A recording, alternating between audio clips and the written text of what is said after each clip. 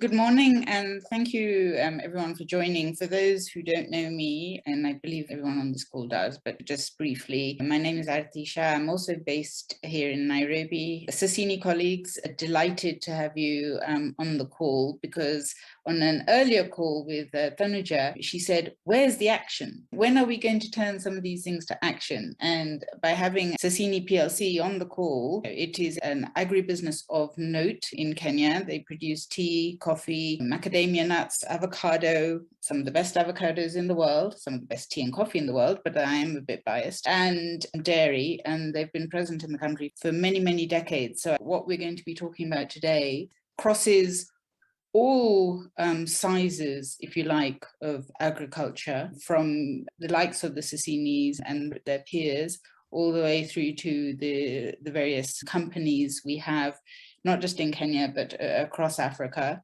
And I'm really hoping that if we can practice some of the things that I'm about to show you in a video, then we can really make a change to the soil, to the energy, and to the climate in Africa, and potentially places like India and beyond. So I'll start by presenting this 3-minute, 22-second video, and then we'll have conversation.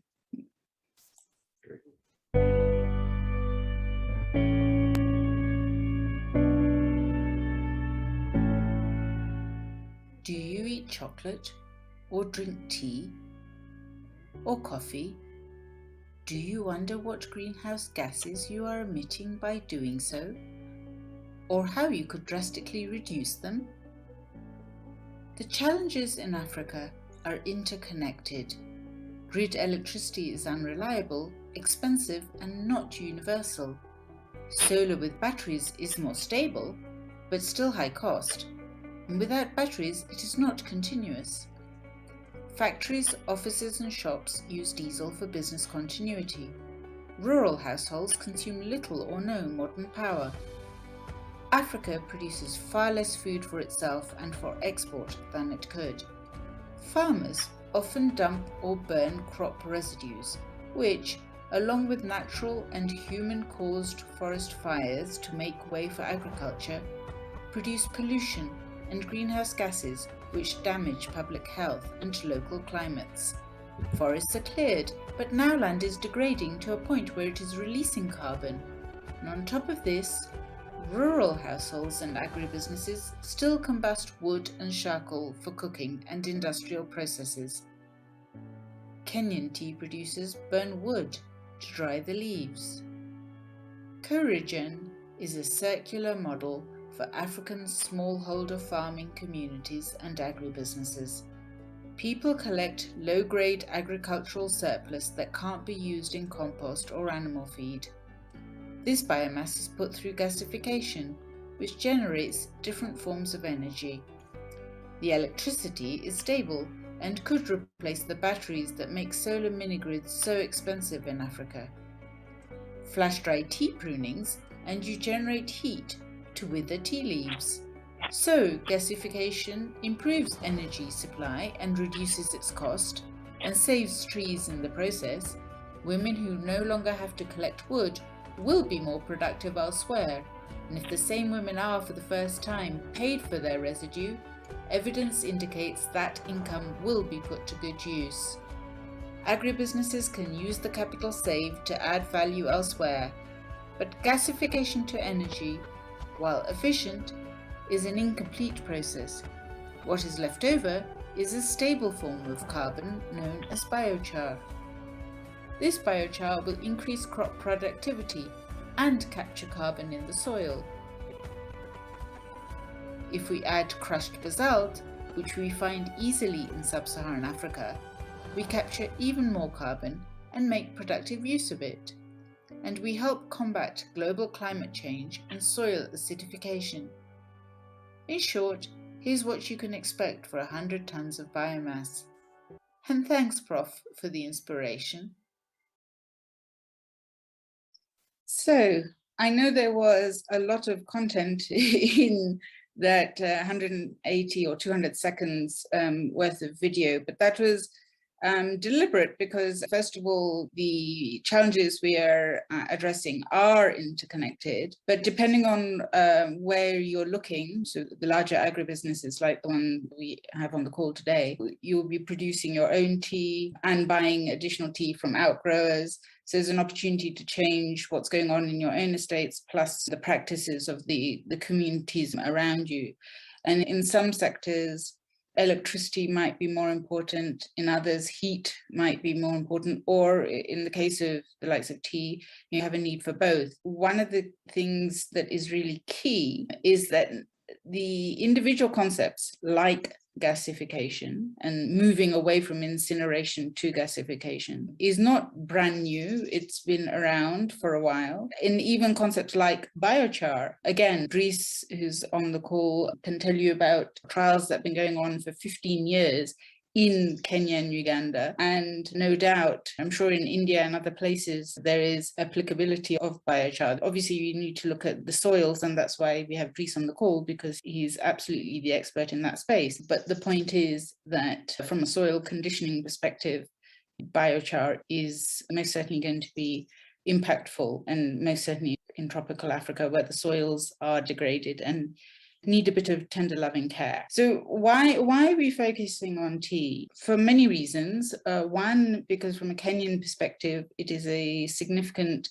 part of the economy. It's a contributor to foreign exchange. It is a huge employer. And if we can do it in tea in Kenya, then we should be able to do it in many other agricultural sectors, not only in Kenya, but wider East Africa, Sub-Saharan Africa, and elsewhere. But we really needed to start with one area, one crop, one country, just really to start improving the concept. And of course, the advantage of working with an agribusiness that actually does grow multiple crops is that we then have the benefit of working with the likes of coffee and macadamia and so on as we go along.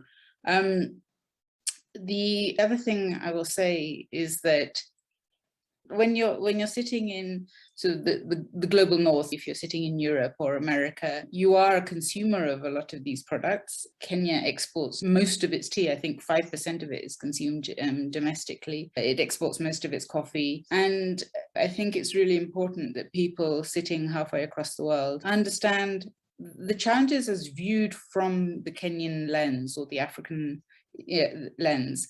Because I think very often people outside might think, this is going to come and solve your problem, or this is how you should do it, when in fact the reality on the ground can be quite different. So I think that's the other reason why we're so excited to be working with the likes of Sasini on this, because we really do think that Sasini PLC is not going anywhere, right? It is deeply embedded in Kenya. It's been around for many decades, and it will continue to do so. And I think if we have people on the ground looking for these kinds of solutions and owning them, that's really what's going to make them successful.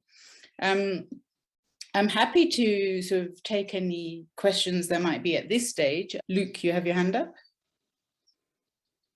Thank you, Aarti. Recently, we met with a gentleman in Senegal, and he was communicating to us some of the challenges that he finds in his local area with impressing upon people the ease of permaculture and the value of adopting permaculture practices, especially in urban areas. He was under the impression that it's just not possible to do permaculture in urban areas.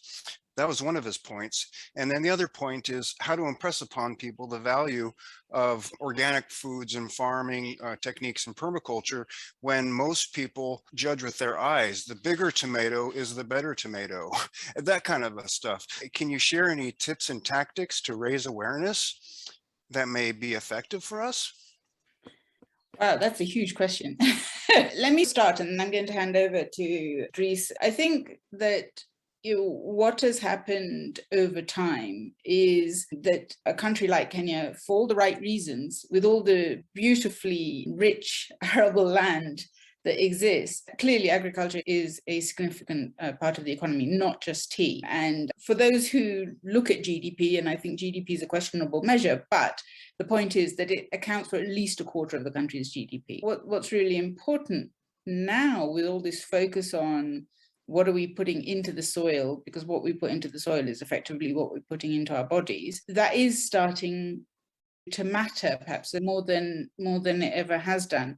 I think that the thing about Kenya is that you've got everything from, depending on where you are in the country, your so-called subsistence farming, your smallholder farmer that is producing predominantly food to put on the table, and whatever excess is being sold quite often locally, unless there is a production cooperative of sorts which can then add value, and then the crops can go to the rest of the country or even outside. And then you have a sector like tea, which is very organized. And while you've got the large companies like Sasini, you also have your farmer-owned tea companies across the country. So you've got 54 of those who are then represented by a managing agent called the Kenya Tea Development Agency. And then you have your independent tea companies. And I think for the larger ones, including the KTDA managed ones, a lot of these decisions are made quite centrally. And there's a mixture of obviously the business impact, so the financial impact, and now increasingly the environmental and the social impact. So that's why it's really sort of exciting to be in this space. Just quickly on the urban versus rural, most Kenyans have land somewhere. So even if they are sitting in Nairobi or one of the other towns, they will have land. In fact, the tea that you're seeing behind me belongs to my own family. So I'm sitting here in Nairobi, population about 4 million, or whatever, and 80-90 kilometers away is this 4-acre plot of tea, where so there's this idea of land and agriculture is not very far from a lot of Kenyans' minds. I mean, not all, but certainly a lot of them. I mean,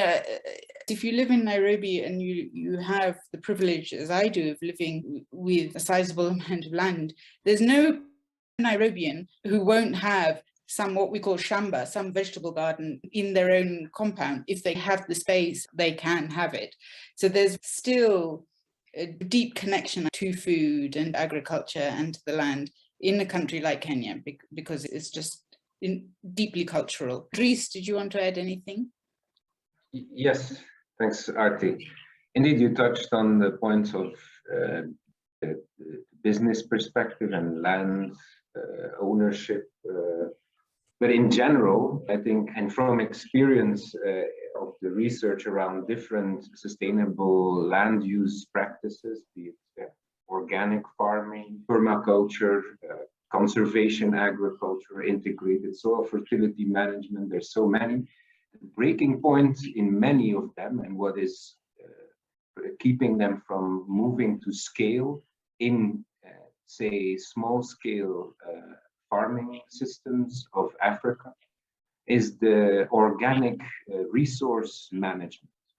It is very costly, it's a bulky material, and at the same time has to be protected from, say, insect invasion, who would come and forage on the residue, like is the case for conservation agriculture. They cover the soil. So the termites would be attracted, come and eat your mulch. You have to reapply it, creates a recurrent cost. And at the same time, the yield benefits only goes up over a few years' time. I'm not saying this is everywhere the case, but that's the general trend that has been found in many of these that use organic matter to build up soil fertility.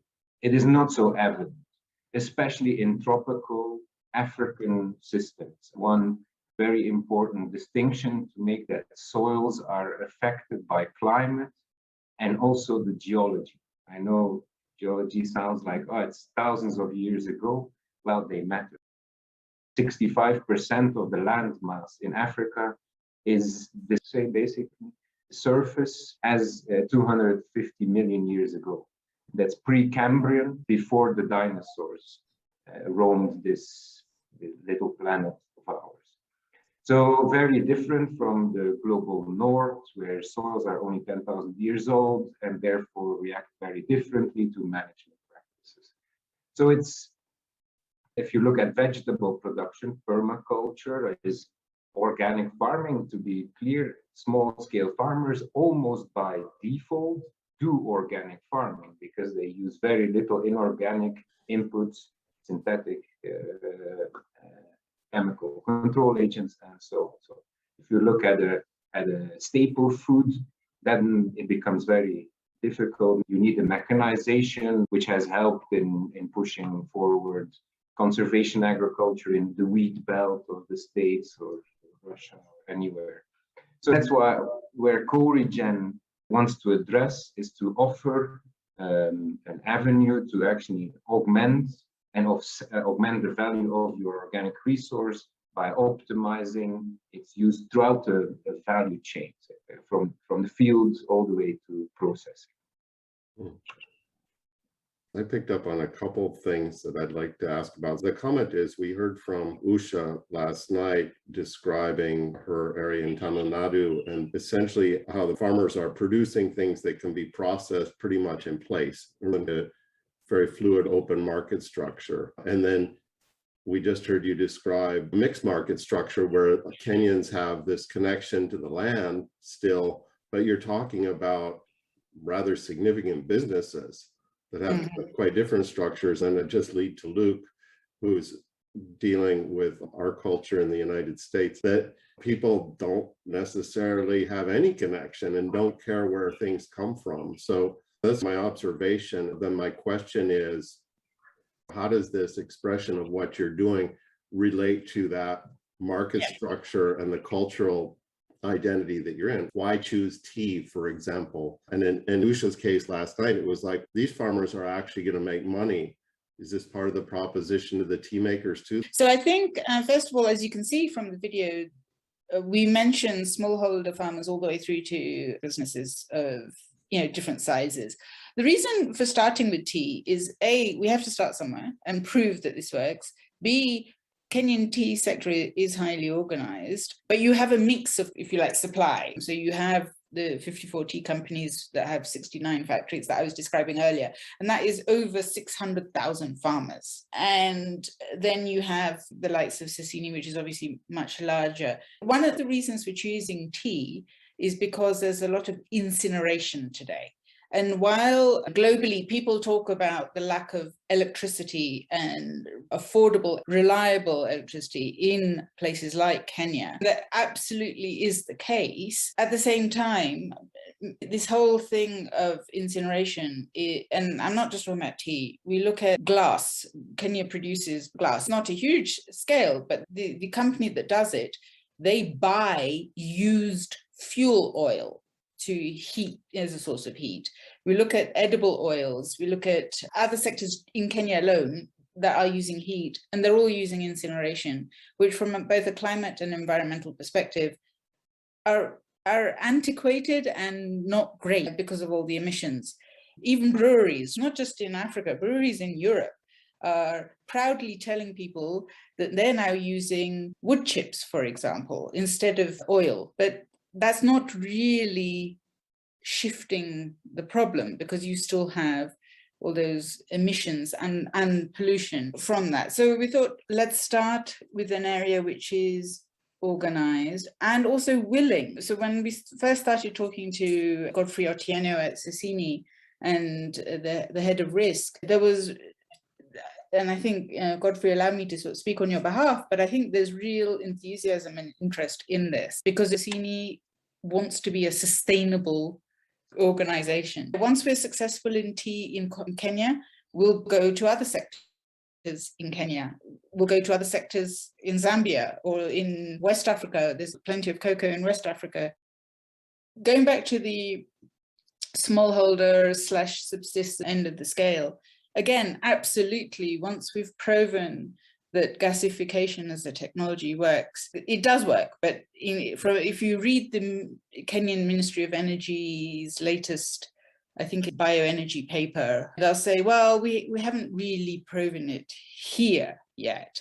There are a lot of people that need, from policy and regulatory perspective, the fact is that from an individual country perspective, policymakers have to feel comfortable that this is something that they want to advocate for. So both from an energy perspective, environment perspective, agriculture, industrialization, trade, We have a ministry for gender or women to be brought on board. And then there's the Treasury as well, which is the finance ministry here. They'll be talking about carbon credit. But, you know, if you try to sort of look at the problem from every single angle, you'll never get started. So we really, really need to get started in an organization that is willing and able. And of course, you know, we still need to figure out how this is going to be financed.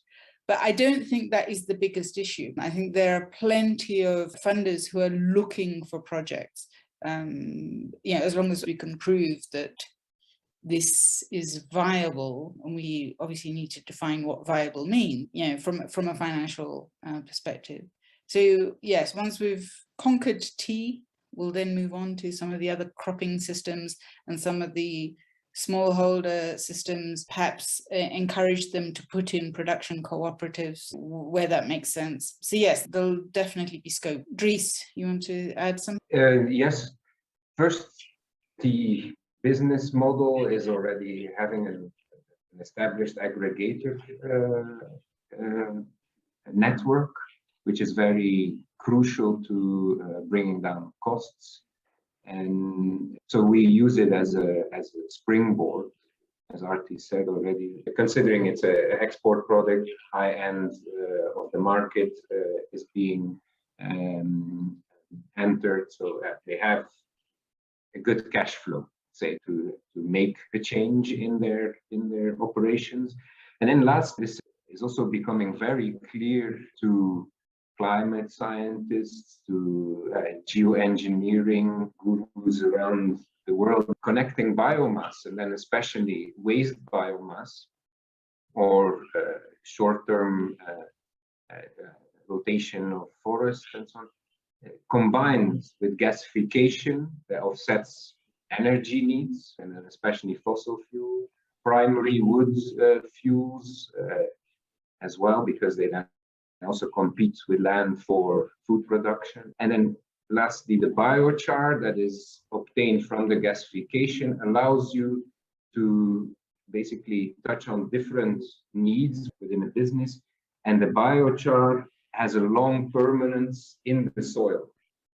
Locking away carbon in our lifetime is great, but it shouldn't be released in the next generation or even several hundred years later. So actually, the technology is really allowing to address energy needs, which are massive.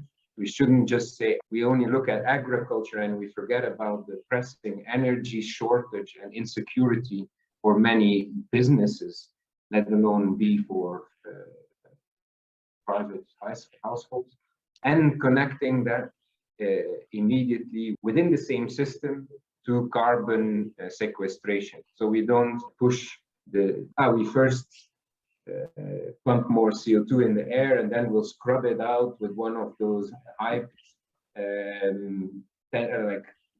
Bill Gates has this installation that scrubs CO2 equivalent to 10 million trees or so. Basically diluting all of that CO2 in the atmosphere will bring up the costs to sequester it back into the soil. So that's what gasification is preventing. And you first pump it into the atmosphere and then again need to get a science fiction technology to do it. And then connecting it to enhanced weathering. Sorry that I'm always coming to these geeky technological things, but enhanced weathering allows you to actually scrape from the exhaust gas of your gasifier system another 20% if you crank it up to 50% at the source of emission. So again, more concentrated CO2 at the exhaust point.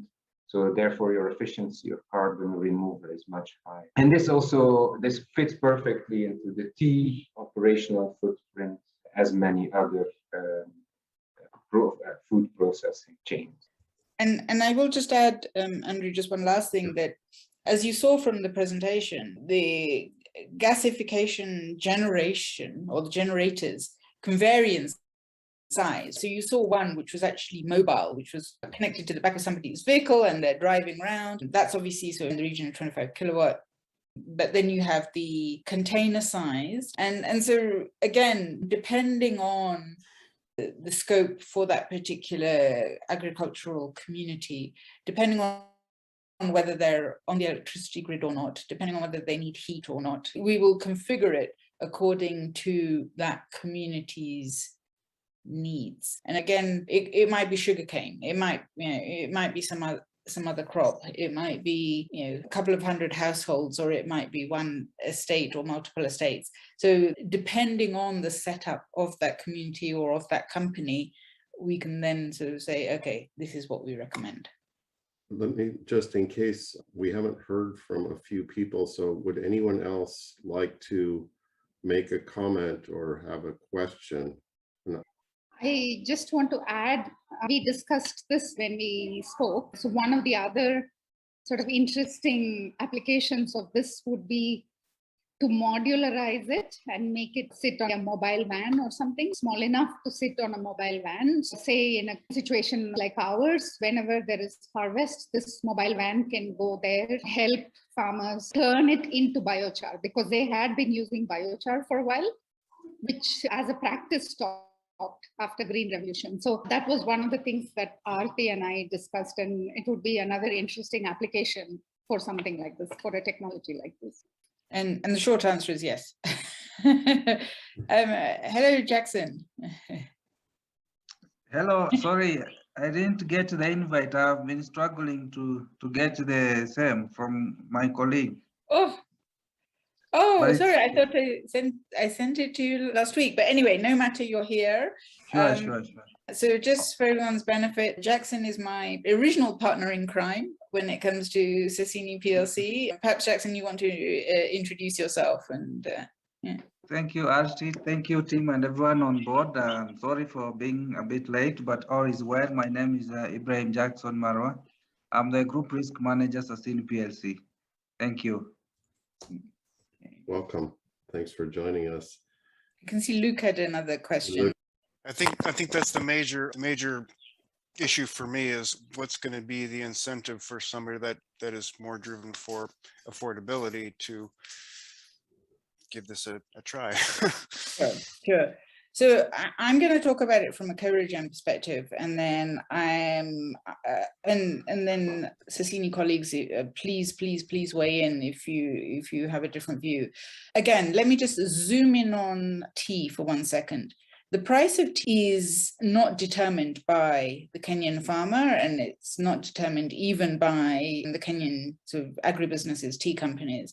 It's a global market. So India, China, Rwanda, other parts of East Africa, and Sri Lanka.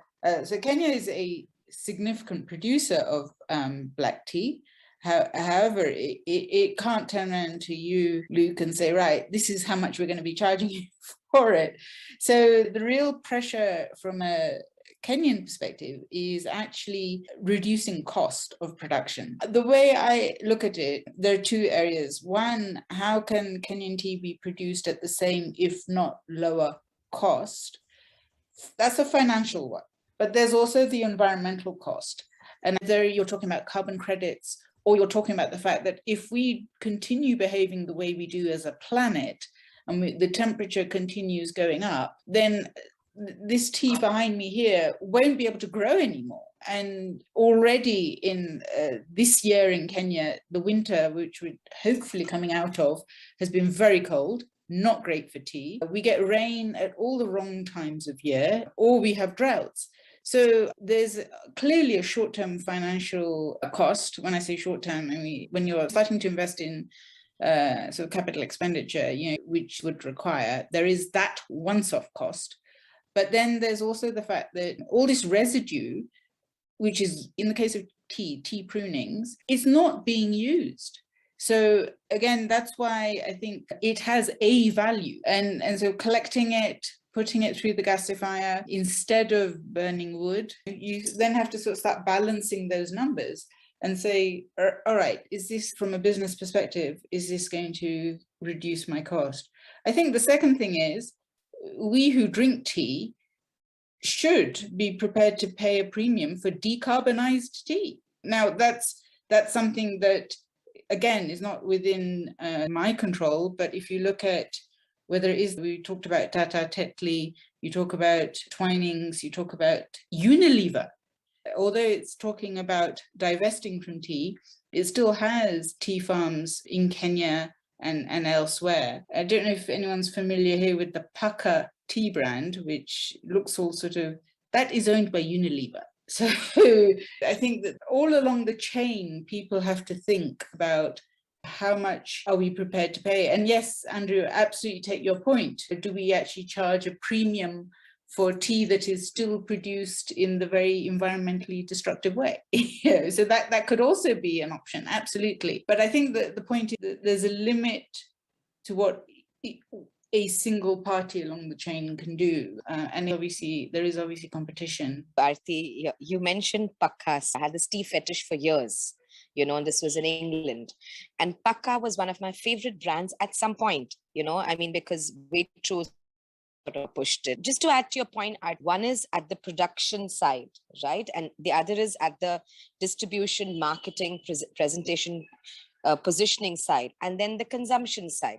So when a brand like Waitrose, and then of course other places also caught on, sells something like Pakka, but the moment Unilever bought it, then it's just become a mass brand. The founders of Pakka have a beautiful story, and their intentionality is in line with the kind of conversations we have, or let's just say the conscious consumer, or, would want to sort of engage with, because it's an energy thing.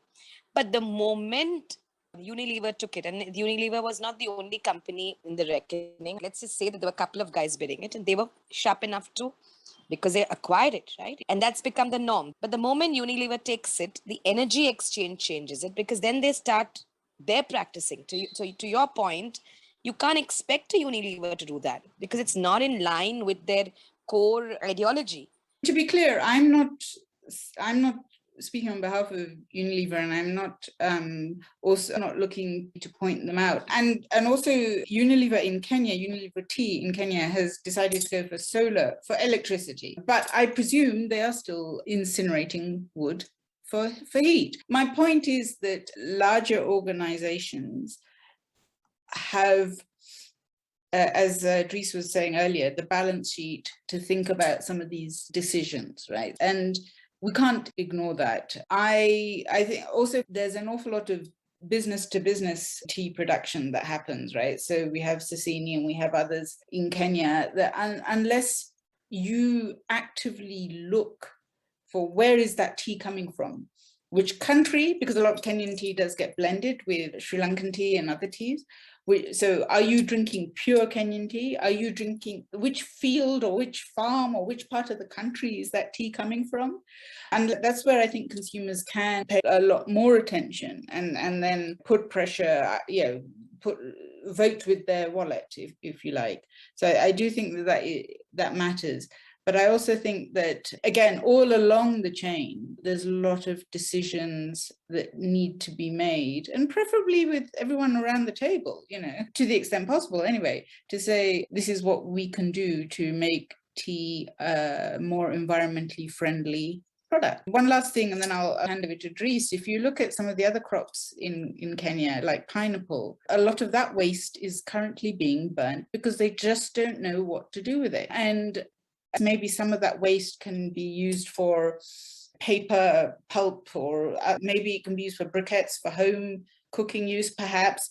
But what we're talking about is really converting this from an industrial perspective. So Dries, please come in. Yeah, just as I said earlier, biomass is a very important source for carbon removal because there's just a lot of it, and photosynthesis works for free. So agribusiness of any size are sitting on a pot of, say, organic gold.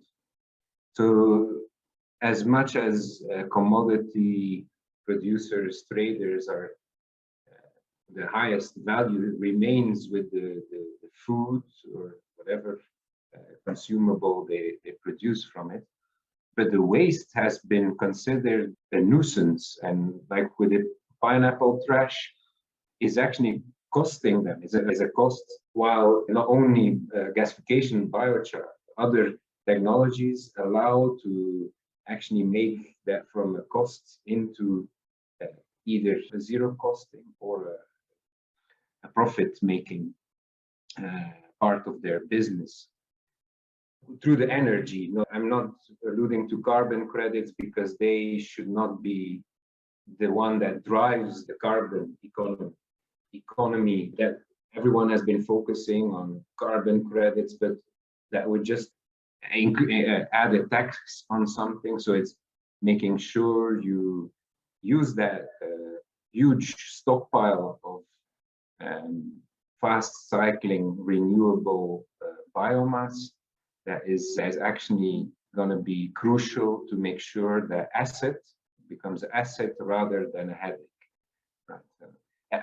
I think any agribusiness, from small, medium to large size, multinational, will, as fuel prices continue to go up, fossil fuel prices, I mean, they can't be maintained this point or at a low point for a long time. Also, wood in Kenya, for example, wood prices have also been going up. Maybe Sasini, you grow all of your wood within your estate, right? Because sourcing it outside your own estate would be more expensive and be prone to the increase in market prices. Do we understand that right? Was that the incentive why you, or is that the incentive why you produce your within your own estate? And we heard that from different tea companies that they are looking for ways to bring down their fuel costs and have mainly been focusing on wood sourcing. Generally, maybe if I can try to answer, if I got Rebrook correctly, overall the main objective of having an alternative source of power, or in that case, is to reduce cost, because we find that a bigger component of our cost of production is contributed by power, and where we mostly rely on wood fuel, which is also has a component of depleting the resources, natural resources, because of the high volume of consumption.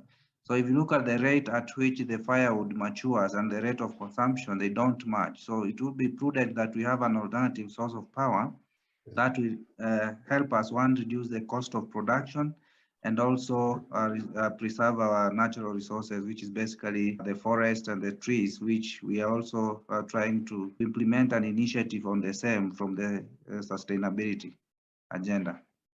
Thank you. That's very clear. Look, we just have now a couple minutes, and I'm sorry, I'm going to take my prerogative and ask Aarti one more question, which is, before we close, what's the biggest barrier for this project now? What do you think is the biggest piece that you feel like you need to accomplish?